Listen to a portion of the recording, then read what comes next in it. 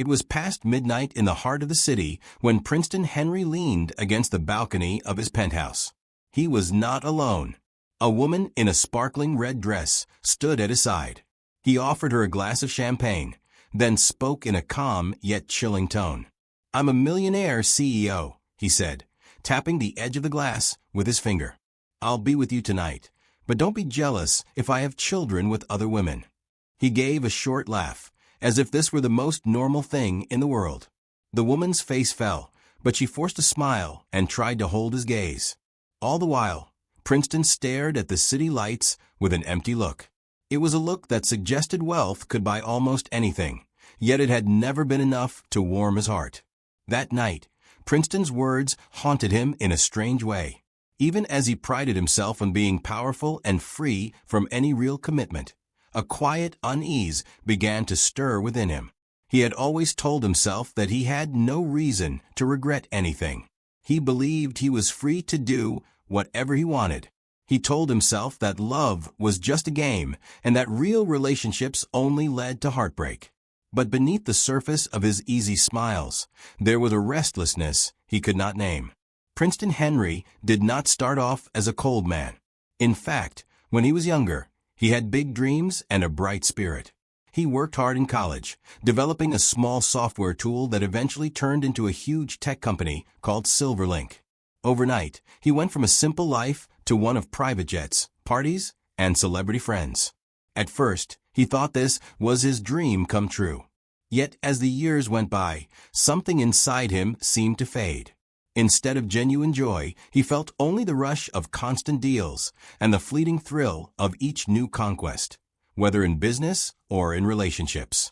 By the time he turned 35, Princeton was known as one of the most influential CEOs in the country. The media loved him. His board members respected him.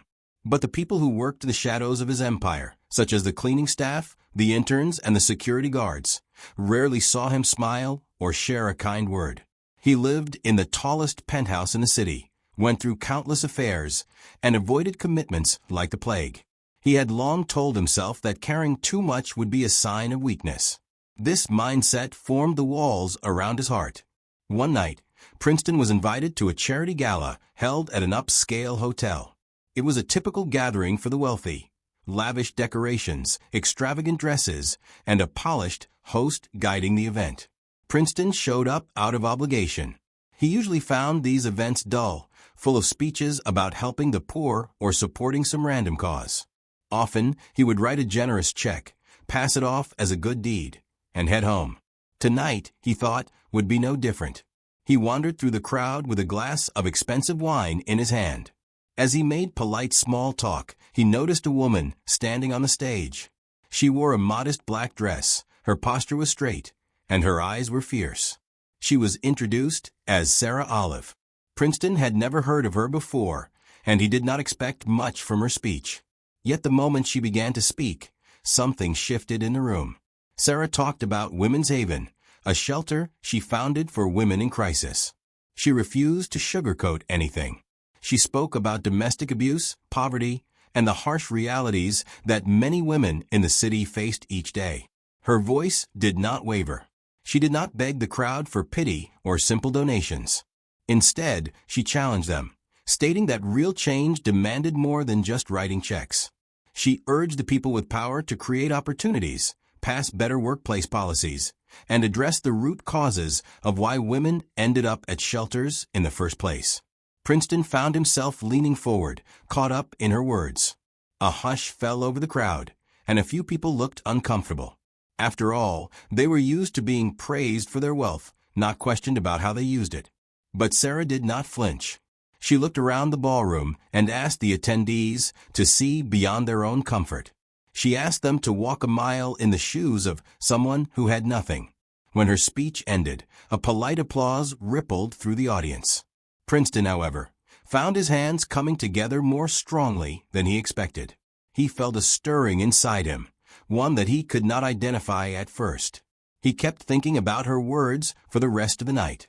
He left the gala without introducing himself, though, a bit unsettled by the effect her speech had on him. That same night, he stood on his penthouse balcony again, but his usual smug grin was replaced by a puzzled frown. The next day, Princeton could not get Sarah's words out of his mind. He remembered the quiet determination in her eyes. It was unlike anything he had seen at those fancy events. He called up a friend who worked in the charity sector and asked for an introduction. The friend arranged a meeting at Sarah's small office, which was part of the Women's Haven compound. When Princeton arrived, he was uncomfortable. He was dressed in a designer suit, stepping into a space that smelled of stale coffee and cleaning supplies. The walls were lined with hand-drawn posters that read things like "Hope lives here," and "Your past does not define you." Sarah was sitting at a desk, typing on an old computer. When she saw him, she stood up, her eyes reflecting the same fierce determination he recalled from a gala. He introduced himself, stumbling over his words. It was rare for him to feel off balance, yet something about her made him nervous. Her posture was straight, her handshake firm. "I heard your speech last night," Princeton said quietly. I wanted to learn more about your work." "About the shelter." Sarah nodded. "I'm glad. Most people only hear it but don't really listen." "Which one are you, Mr. Henry?" He hesitated. "I'd like to think I listened," he finally replied. "I want to see if I can do something meaningful. Not just a donation. Maybe more." She studied him for a moment. "We need structural help. We need people who can create real changes in the system. If you're willing to learn, I'll show you the shelter." Her tone was polite yet guarded, as if she had been disappointed by wealthy promises before. Princeton nodded. "Please show me." She led him through a narrow hallway, where the paint was peeling and the floorboards creaked under their feet. They passed a kitchen where volunteers prepared meals. In a small day room, a group of women chatted quietly over cups of tea. A few toddlers played with worn-out toys in a corner. Princeton felt the weight of their eyes upon him. He had never been in a place like this before, so raw, so honest. He noticed the exhaustion on the women's faces, along with a thin layer of hope that clung to them. Sarah explained the daily struggles at the shelter. They were always short on funds. Many women came in with only the clothes on their backs, escaping dire situations at home. Some had children who needed medical care or schooling. Others were fighting legal battles. The shelter did its best to help, but resources were stretched thin. Sarah spoke calmly about all of this, but Princeton could see a hint of sadness in her face. She cared deeply about the women under her care. At one point, Princeton's phone rang. It was an investor calling from overseas. In his old life, he would have answered without a second thought. But now he stared at the phone, then declined the call. For reasons he could not fully explain, it felt wrong to talk about stock options while standing in the middle of the shelter. Sarah watched him from the corner of her eye and gave a small nod of approval. They ended the tour in a small courtyard behind the main building. There were a few benches and a struggling garden plot. Sarah turned to Princeton, looking him straight in the eye. "So, Mr. Henry," she said, "are you still interested in helping?" He took a moment before replying. "Yes," he said slowly. "I want to do something real. Something that will help these women for the long run." She studied him again, then said, "If you really want to help, spend a week here. Live in our shelter, not in a fancy hotel. Get to know the women. See their world from the inside." Princeton swallowed hard. Part of him wanted to say no, to run back to his penthouse and forget all this. But a stronger part of him felt pulled toward the truth in her challenge. "All right," he said at last. "I'll do it." Sarah gave a small, approving smile. "Good. Pack light." Princeton arrived at the shelter the following Monday morning with a single duffel bag.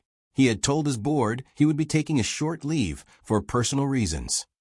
Most of them had raised eyebrows, but he did not offer details. He left behind his world of marble floors, glass elevators, and personal drivers. Instead, he stepped into a small bedroom with chipped paint and a creaky bed. He could hear crying from the next room over, and from somewhere outside, the loud sound of traffic drifted in through a cracked window. On his first day, Princeton mostly observed. He watched how volunteers served meals and helped women fill out job applications. He stood quietly as Sarah handled a tense situation between two residents arguing over missing items. He learned that many of the women had faced unimaginable hardships: physical abuse, homelessness, and betrayal by people they once trusted. Their stories left him raw and unsettled. By the second day, Sarah asked him to help serve lunch in the kitchen. At first, he fumbled with the ladle, feeling out of place. The women eyed him curiously, some with suspicion, others with amusement. A few recognized him from news articles. One woman, older and sharp-tongued, asked him, "So, big shot CEO, how's it feel to stand in a soup line?"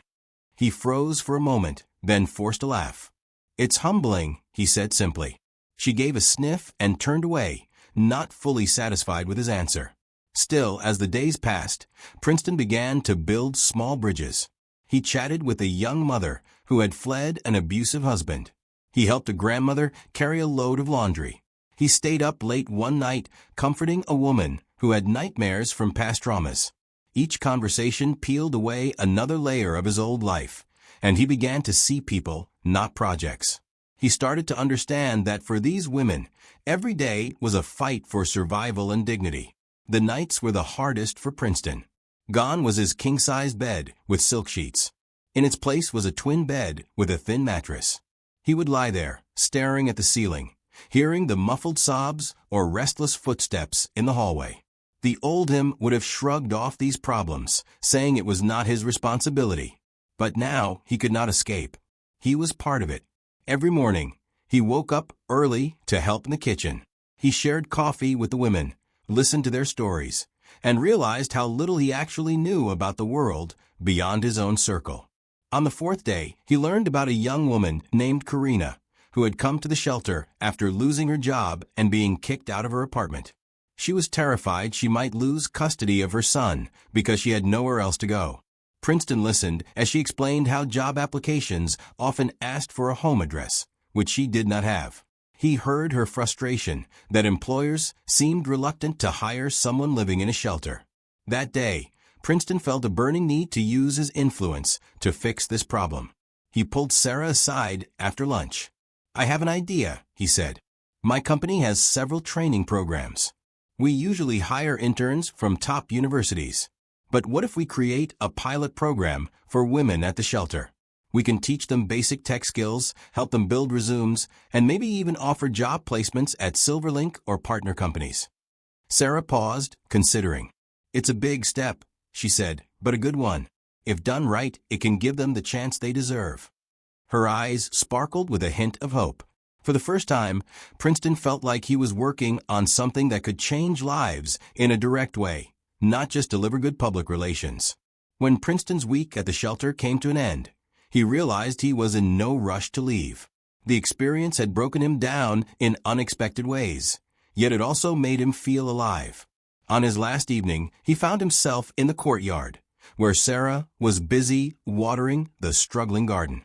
The sun was setting, painting the sky with soft shades of orange and pink. "I want to keep coming back," Princeton said. He was not sure why his voice sounded shaky. "I don't want this to be a one-time act of kindness." Sarah turned off the hose and looked at him. "I'm glad," she said softly. Then she gave a gentle smile. "It's rare to see someone with your resources actually commit to long-term change." Princeton took a slow breath. "Sarah," he said, I want to thank you. Your speech at the gala woke me up. I was so focused on myself that I forgot what it means to live, to care, to see beyond my own world." She nodded, her expression warm. "Well, sometimes all it takes is the right push." They shared a quiet moment, the noises of the shelter and the city fading into the background. In that moment, Princeton felt more honest, more real than he ever had before. In the weeks that followed, Princeton threw himself into creating real solutions for Women's Haven.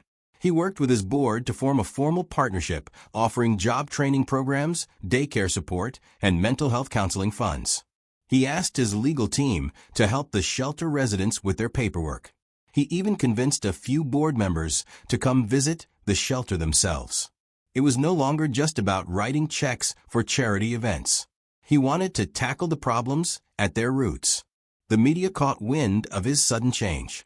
Some headlines praised him as a visionary, while others accused him of doing it for good PR. Princeton did not care about the gossip. He was too busy meeting with the women at the shelter and refining the programs to meet their needs. He let Sarah guide him, trusting her experience and passion. During this time, a bond formed between him and Sarah. They spent hours discussing ways to improve Women's Haven. Sometimes they disagreed on details. Sarah wanted to proceed slowly and carefully, ensuring that each resident's voice was heard. Princeton wanted to move quickly, using his power to force immediate changes. But their arguments always ended in respect, each learning from the other. Gradually, their partnership deepened into friendship and beyond. One evening, after a long meeting, Princeton walked Sarah home. She lived in a modest apartment near the shelter. Under the soft glow of a street lamp, he confessed his growing feelings. "I know we come from different worlds," he said quietly, "but I can't ignore how much I admire you." Sarah hesitated. "We do come from different worlds," she said gently. "And this work is so important. I don't want us to lose sight of it." Princeton nodded. "We won't. But I also don't want to pretend we don't have this connection." She looked at him, seeing the sincerity in his eyes. "I feel it too," she finally admitted. "But you have to understand, I've seen too many people make promises they can't keep." Princeton took her hand, holding it softly. "I promise you," he said, his voice trembling a little. "I'm in this for the long haul." They began dating, but it was unlike any relationship Princeton had before. There were no flashy gifts or grand gestures for the sake of showing off. Instead, they built their connection on quiet dinners where they talked about the future of Women's Haven, or about the women who still needed so much help. Princeton found himself sharing pieces of his past that he had never revealed to anyone else. He felt safe with Sarah, and in turn, she opened up about her own struggles and doubts. Slowly, the walls around Princeton's heart began to crumble.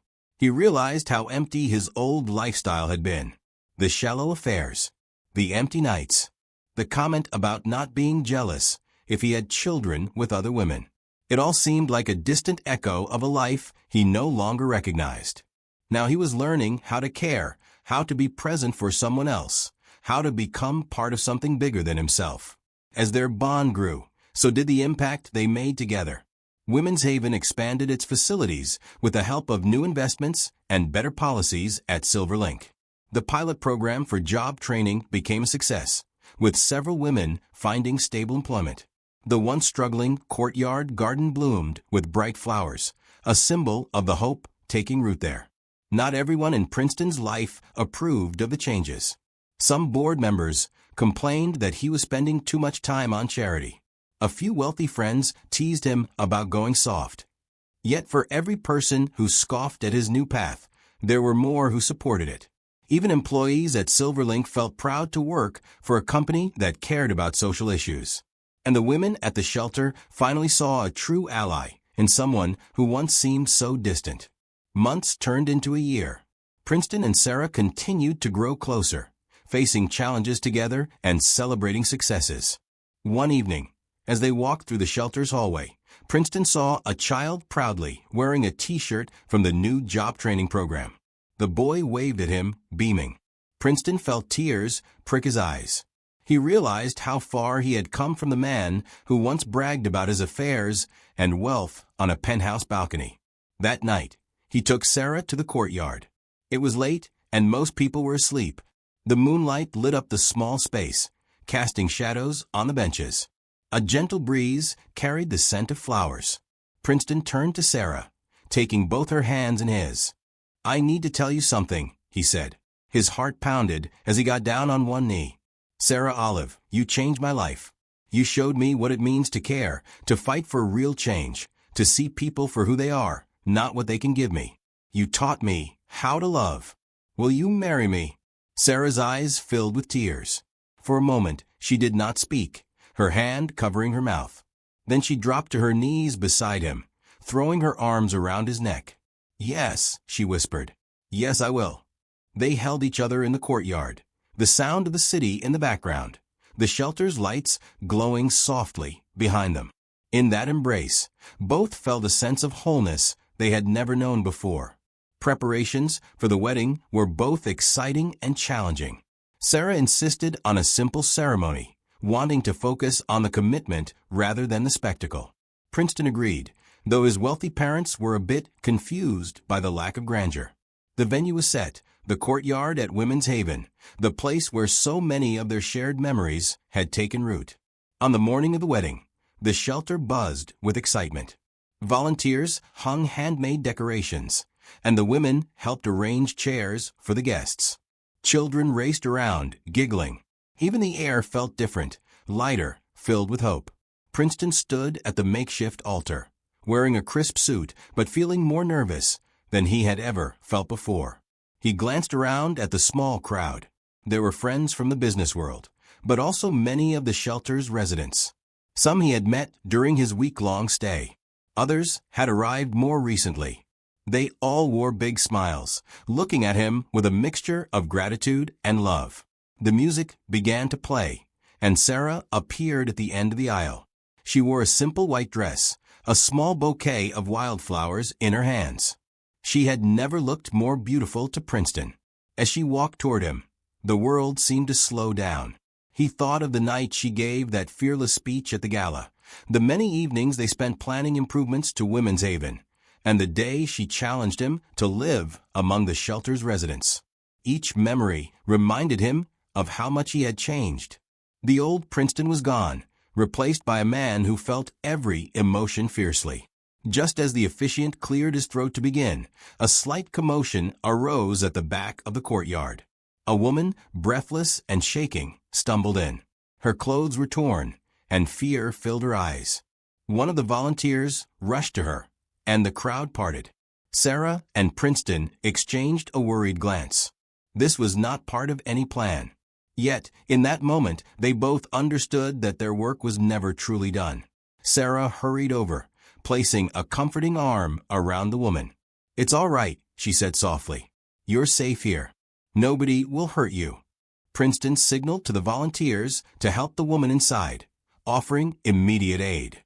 A hush fell over the guests, who realized that even on this day of celebration, life at the shelter went on. Pain and crisis would always come knocking. But this time, there were people ready to help. There was a place of refuge. After making sure the woman was in caring hands, Sarah returned to the aisle. She exchanged a look with Princeton that held both sorrow and determination. Then, with that same fearless strength, she walked back to the altar. The officiant began the ceremony, speaking words about love, partnership, and the vow to stand by each other in both joy and hardship. Princeton's voice shook when he repeated his vows. He promised to love, honor, and respect Sarah. He promised to uphold the values she had brought into his life, the fight for justice, the call for compassion, and the courage to stand up for those who had no voice. Sarah's eyes glistened with tears as she made her vows, promising to love Princeton for who he was now, as well as the man he was still becoming.